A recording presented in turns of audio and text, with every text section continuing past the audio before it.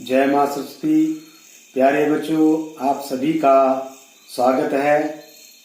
और आज हम आपकी किसी किताब के पाठ नावत खाने में इबादत को पढ़ेंगे, जिसको हमारे हिंदी के महान साहित्यकार, लेखक, कवि आदरणीय यतीन्द्र मिश्र जी ने लिखा है।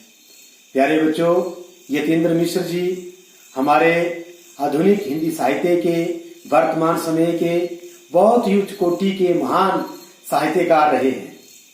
और आज के इस वर्तमान में उन्होंने अपनी इस ओजस्वी लेखनी से हिंदी साहित्य में अपना नाम जो है वो स्वर्ण अक्षरों में लिखा है।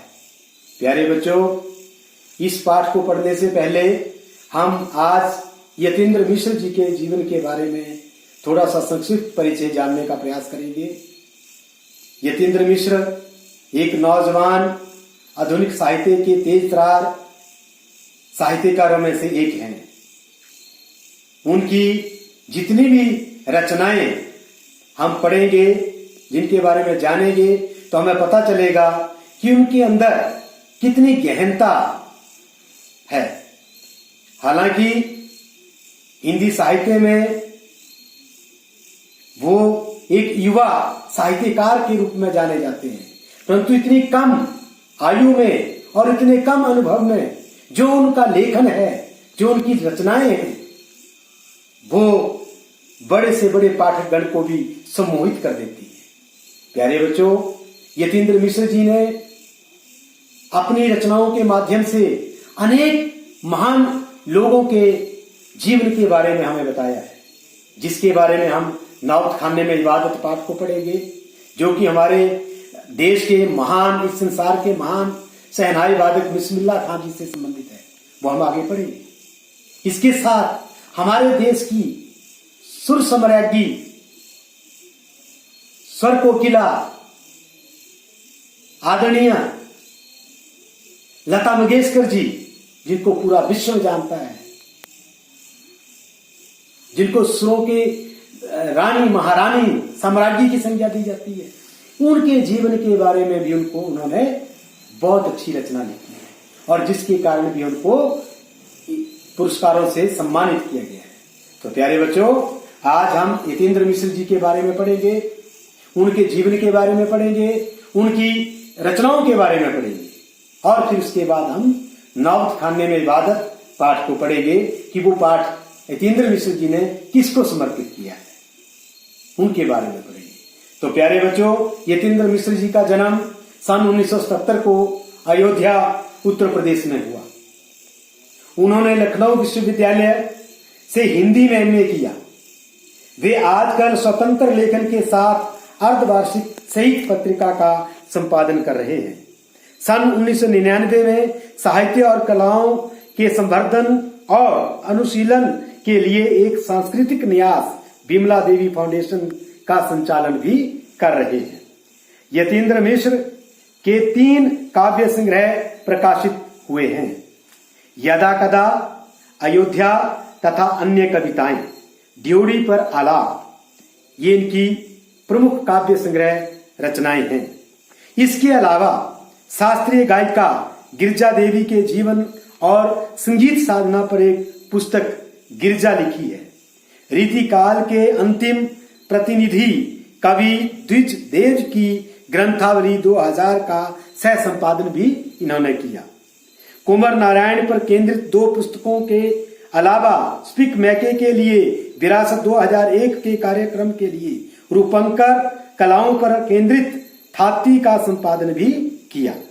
युवा रचनाकार यतीन्द्र मिश्र को भारत भूषण अग्रवाल कविता सम्मान, हेमंत स्मृति कविता पुरस्कार, ऋतुराज सम्मान आदि कई पुरस्कार प्राप्त हुए हैं।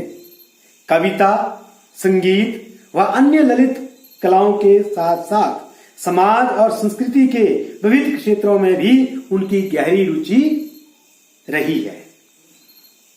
तो आज हम जो पाठ है हमारा, जिसका शीर्षक है, प्यारे बच्चों, मैंने आपको पहले भी बताया, नावत खाने में इबादत।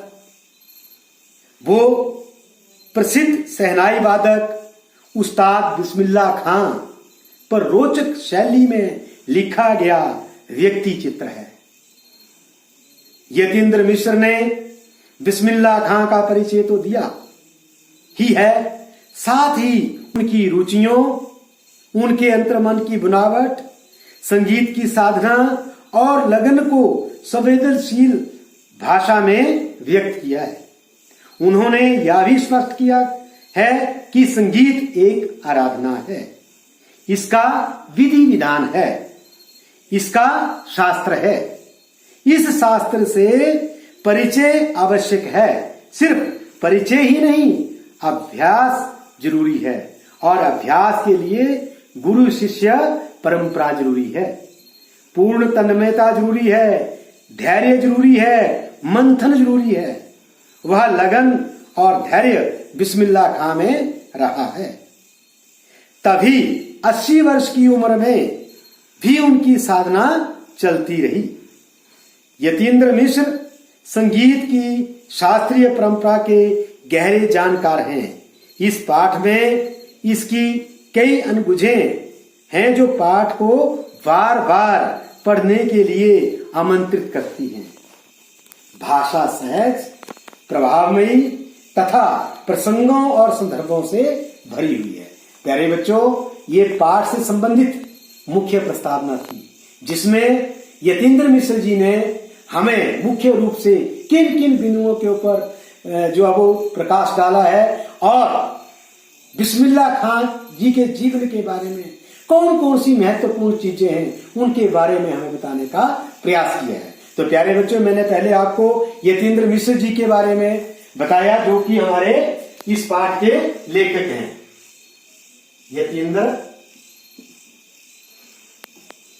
मिश्र ये हमारे लेखक हैं और इन्होंने पाठ लिखा है नौबत खाने में इबादत। नौबत खाने में इबादत। तो प्यारे बच्चों, ये शीर्षक ही हमें बताता है कि इस पाठ में क्या पढ़ने हम जा रहे हैं। शीर्षक है नौबत खाने में इबादत। नौबत खाना किसको कहा गया? ये उर्दू के अल्फाज हैं।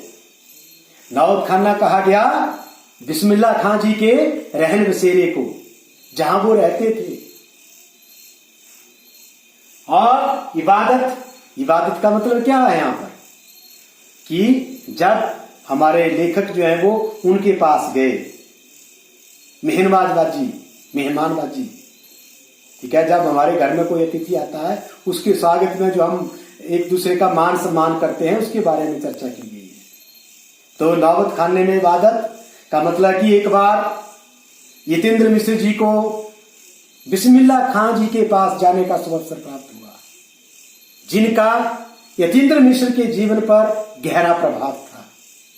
और हो भी क्यों ना, क्योंकि बिस्मिल्लाह खां जी हमारे देश के महान शहनाई वादक रहे हैं और जिन्होंने अपनी शहनाई के माध्यम से समस्त भारतवासियों को एक सूत्र में बांधने का प्रयास किया है।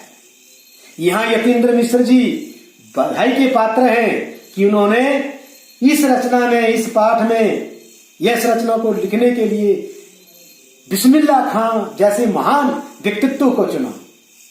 इसके पीछे हमारे देश की एकता और अखंडता का भी पता चलता है, हमारे रीति रिवाजों, हमारी परंपराओं का भी पता चलता है, हमारे परस्पर संबंधों का पता चलता है।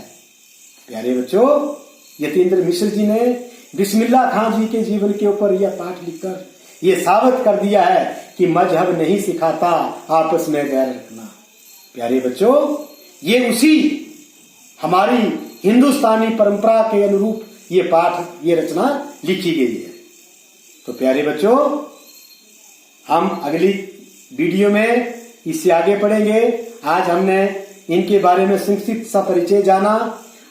इसके बाद जब हम अगली वीडियो में आएंगे तो बड़े विस्तार से इनके बारे में चर्चा करेंगे, समझेंगे और समझने का प्रयास करेंगे। जय हिंद, जय मां सच।